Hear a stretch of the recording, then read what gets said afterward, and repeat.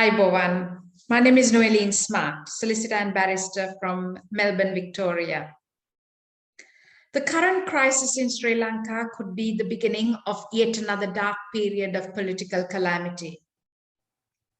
We know that a mass-scale protest was organized to take place today in a peaceful and non-violent manner.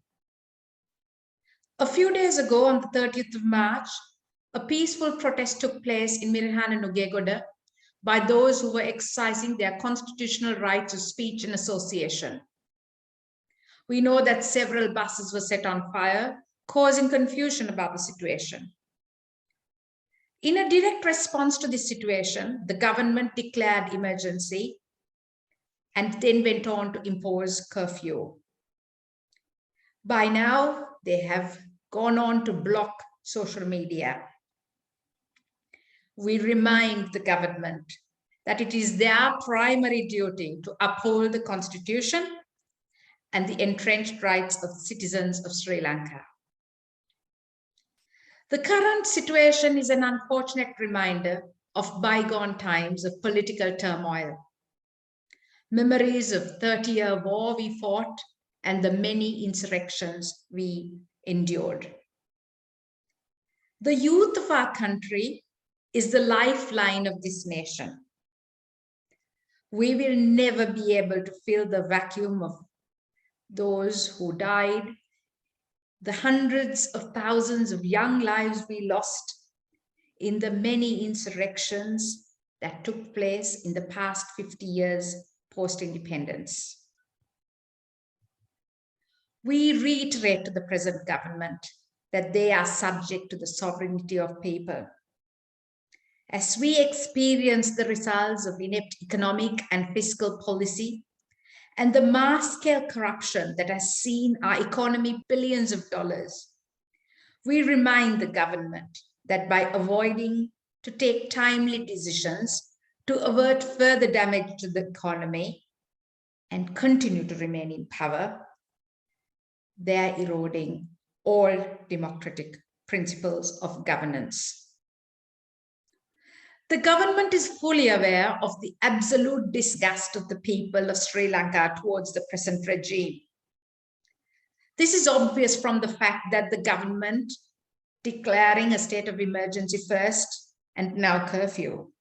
Accordingly, we reiterate that the 19th Amendment should be re-established and demand that the executive presidency should be abolished.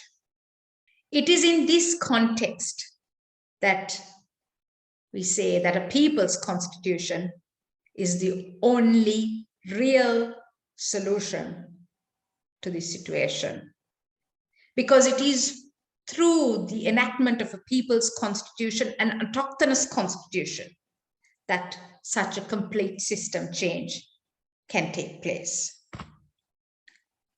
In the past, I have publicly expressed my views in relation to matters of constitutional reform in the Sri Lankan context, particularly in relation to the procedural requirements for such a change to happen. Now, today, we see very clearly that the key reason for this collapse of our state is the erosion of the doctrine of separation of powers and the breakdown of the rule of law. If a complete system change is what is seen to be the solution, we can now look to see whether the circumstances are right for such a change to happen through the vehicle of the doctrine of necessity. In the past, I have spoken at length about what this doctrine is about and the requirements that have to be met this doctrine to apply in relation to a constitutional change in the Sri Lankan context. From a legal point of view, it is important to look at the legal precedents that apply in this situation.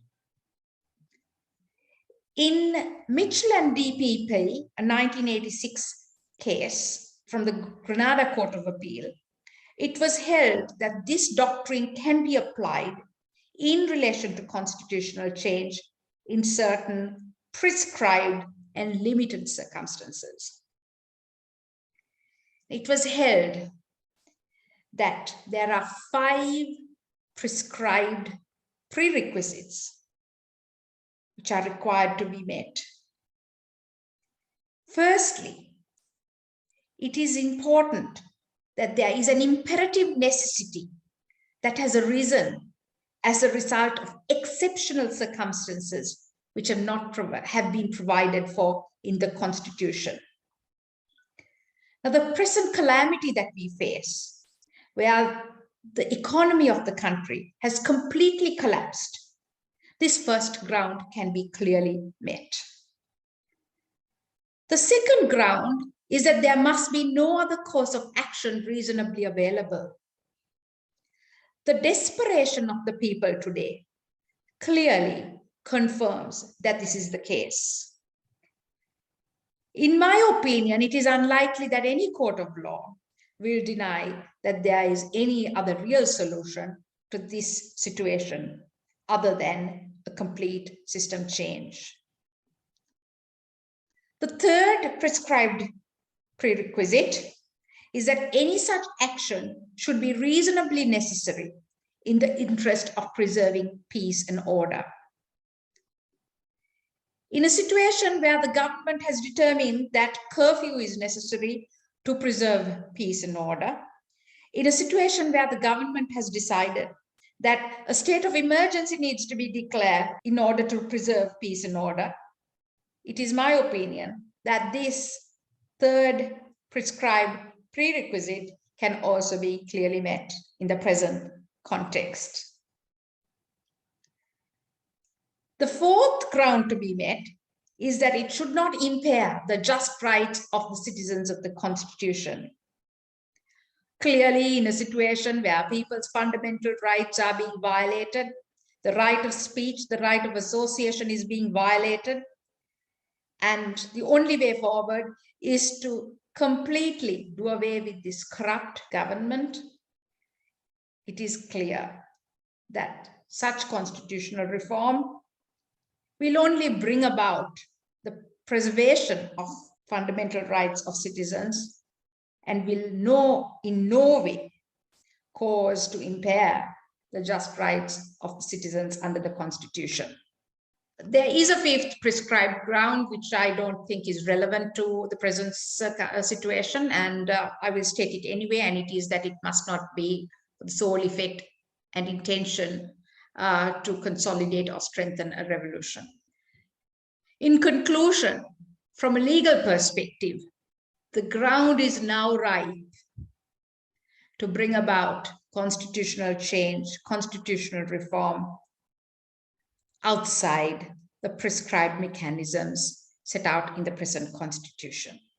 In conclusion, let me remind the government that there is nothing it can gain by creating anarchy in the country, causing deep despair country for its people.